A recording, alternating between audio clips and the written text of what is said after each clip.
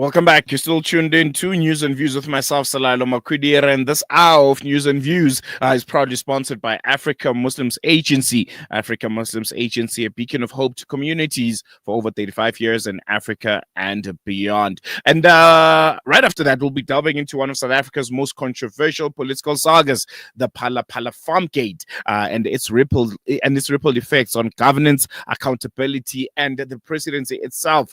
The recent Constitutional Court hearing has almost reignited questions around the hidden dollars, the independent panel's findings, and the ANC's role in blocking President Cyril Ramaphosa's impeachment inquiry. And joining us to unpack all of this is renowned political analyst Professor Ntsikelelo Breakfast, who will help us understand the legal and political implications of this case, not just on the presidency, but on South Africa as a whole and the political landscape. And he's joining us live. Professor Breakfast, thank you, Joe, so much for joining us. Welcome to Salam Media. Really appreciate you giving us your time this morning. Thank you very much for having me. Pleasure's all ours. Prof, as the Phala Phala saga continues to dominate headlines here in South Africa, almost years after the initial incident, what do you think this latest Constitutional Court hearing signifies about the state of accountability in our politics? That's one. And just your initial thoughts and reactions to yesterday's court proceedings? I think it signifies that the Phala Phala issue is still looming large, because it has not been fully exhausted, largely because there are still some questions which are still begging. I mean, one of the questions that begs is how the Ngobo report was shot down at. I mean, how can it be that a report that was instituted by Parliament and that uncovered what had happened is voted against? I mean, that beats me. And I think, among other things, maybe I'm not saying that this is the only reason, but among other things, one of the reasons why the EFF has instituted the legal action, brought it before the Constitutional Court, is to reverse the decision that was taken by Parliament to vote against that report. But also under normal circumstances, I mean, you can't keep a lot of money in your house or in your compound. You put it under the mattress, but also there are other allegations of kidnapping, and how the Reserve Bank, refused to institute an investigation and lay bare the facts fully in terms of what had happened. Still also beats me. Among other things, also is the fact that SARS also, I mean, the way they handled the matter, I think is questionable. So against that background, it makes people to still want to re-examine what had happened in order to uncover the truth. And you touched a bit on Parliament's role, and I want to stick on that a bit. The ANC's caucus, well, initially they were the ones that blocked the impeachment inquiry, and this is despite that very, very important independent panel's recommendation that you mentioned. What does this reveal about the effectiveness of Parliament as a check on executive power? Yeah, that's a very important question, because one of the issues that arose out of the Zondo commission was the failure of the legislative institution to hold the executive institution accountable. So meaning that we are not out of the woods as yet. But also everything has a context, and context is everything. It must be borne in mind that this story of Phala Phala does have a background. So the context is that it happened when the ANC was on the verge of holding its elective national conference. And the dominant faction in the ANC, I think, used democratic centralism to compel people in Parliament to abide by their order, to vote in favor of their line of thinking that the report of Judge Ngobo was flawed.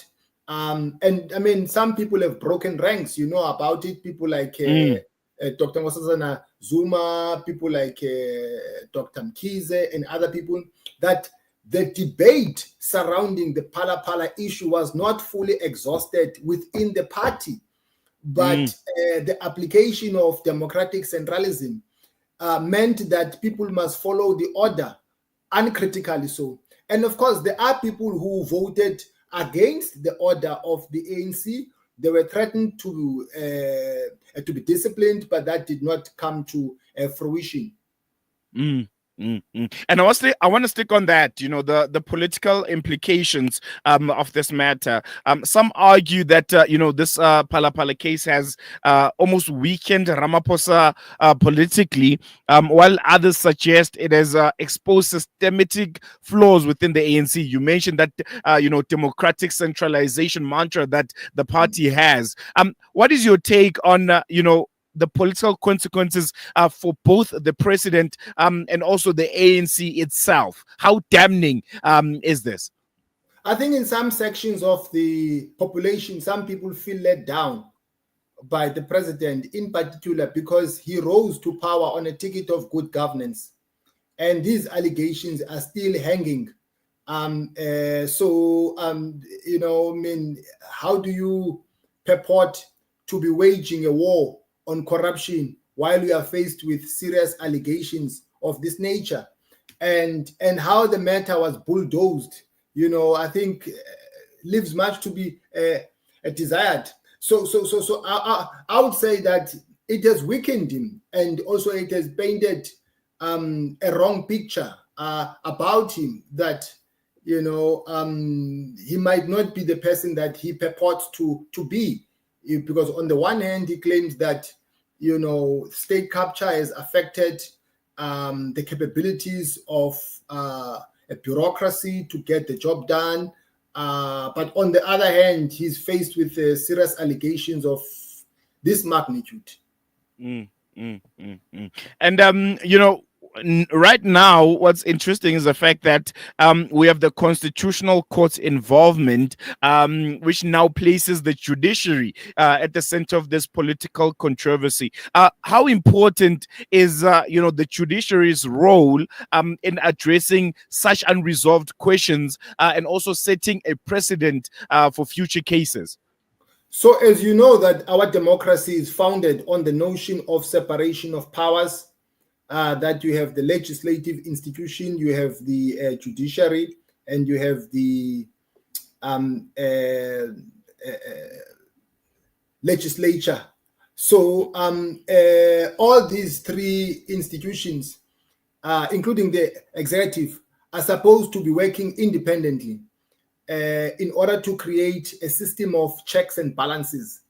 But there have been concerns in some quarters about the role of the judiciary in terms of judicial overreach, that sometimes it goes overboard, that you don't want a situation whereby the country is run by the judiciary. But at the same time, I think you need control measures in any democracy. I mean, one of the reasons why some countries have been quite successful in waging a war on corruption, it is due to these control measures, in terms of making sure that the executive doesn't do as it pleases, that it can be held accountable. Definitely. And just when it comes to future outlook, if the Constitutional Court rules in favor of the EFF and ATM's challenge, what could this mean for Ramaphosa's presidency and also South Africa's political landscape overall? Look, I don't want to play the cart before the horse, because it's a complex matter, though. I think one must say that, because of how it rose to prominence, or how it came into being, the timing of it and so on, doesn't take away the seriousness of it, and how it has been brought to bear again, given the fact that there are also other political dynamics within the EFF, because the EFF also is facing serious challenges. It is imploding. So yes, it must be brought to the attention of court in order to be dealt with. But at the same time, I don't think that's the only reason why the EFF brought it to the attention of court. I think there are other reasons. Maybe they want to receive media coverage. They want to be under the spotlight for all good reasons, as opposed to the wrong reasons. So there's also that dynamic with regard to the EFF. So if now things go according to plan, insofar as the EFF is concerned, really it will put it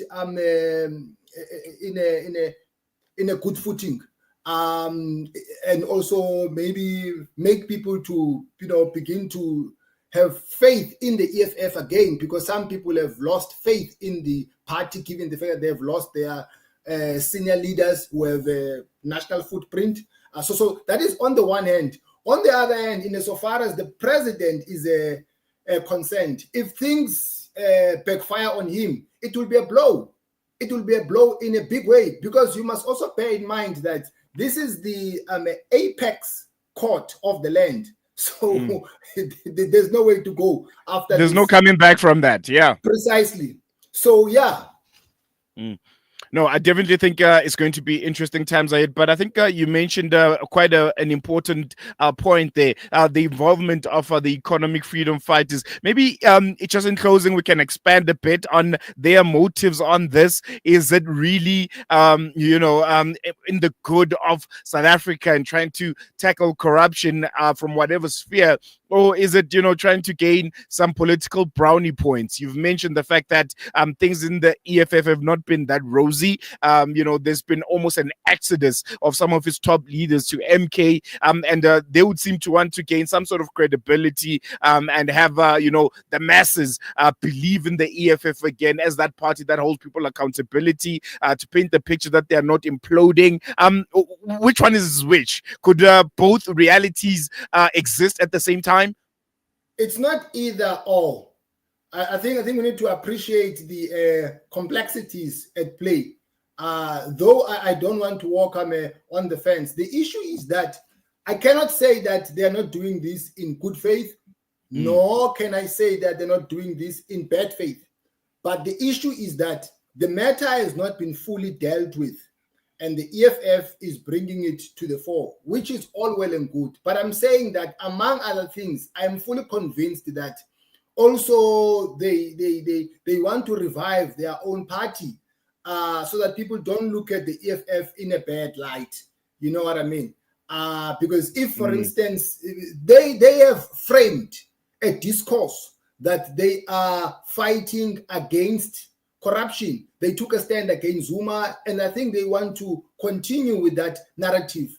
But, and it's a big but, they have been applying double standards, because some of their own have been accused of corruption with regard to the VBS matter, and they have not responded with the same vigor with regard to that matter. So you can't pick and choose which battles you want to wage regarding the issue of corruption. So there has been inconsistency with regard to the positionality of the EFF insofar as the issue of corruption is a concern. All right, I think we're going to leave it there, Dr. Breakfast. Always a pleasure chatting to you. And I think another aspect could be the fact that the local government elections are also, quickly coming through late 2026, if I'm not mistaken. So, yeah, it could be another card for the EFF to play. But I think quite interesting that the issue of Phala Phala still continues to haunt President Cyril Ramaphosa, and he'll be kicking himself and those around him, because this is coming at a time when he came in as president. He was supposed to, clean out the rot and the corruption within the African National Congress and South Africa as a whole. He came on the ticket of, good, clean governance. He always makes mention of the 9 wasted years. But yeah, things turn around. $580,000 stolen from a sofa at his Phala Phala farm back in 2022. What more? Hey, what more don't we know that is out there? Because this came out because there were elements of criminality that happened. Those that have stolen from had to be reported, and ultimately the questions had to be asked: what was the money doing there? But then again, you have the EFF again, who are almost the protagonist in all of this. They're saying we'll drag this matter to the apex court of the land. Are they doing it in good faith? Is it for the good and well-being of South Africa, fighting corruption in all spheres? Well, if that's the case, let's talk about VBS a bit. Some of their top officials implicated, monies being, siphoned through their bank accounts. Julius Malema, for instance, Floyd Chivambu, their involvement in that case. Again, you have the issue of them kind of losing credibility in the South African political landscape. A lot of people seeing them as being at their weakest. Some of their top leaders, jumping ship to the newly formed MK party. You have the issue of the local government elections again in 2026. So there's a lot of dynamics in all of this. And it will be quite interesting as this issue kind of unfolds and we get to see and dissect which direction the Phala Phala Farmgate scandal takes. But yeah, really interesting times ahead. And we'll be following those developments quite closely here on Salam Media. We're going to take a quick break. When we come back, we'll continue after this. We are here in the middle of a Zahra neighborhood. The whole neighborhood is already destroyed. More than 17 towers are down.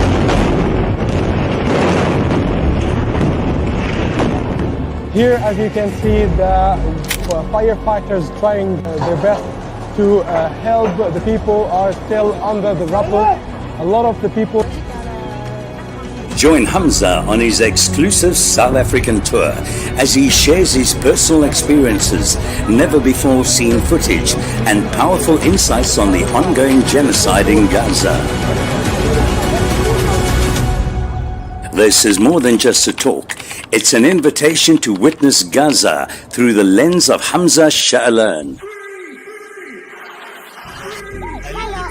Don't miss this opportunity to meet the photojournalist who brought Gaza's pain and perseverance to the world in its darkest moments. Follow Salam Media on social media pages for more on this tour.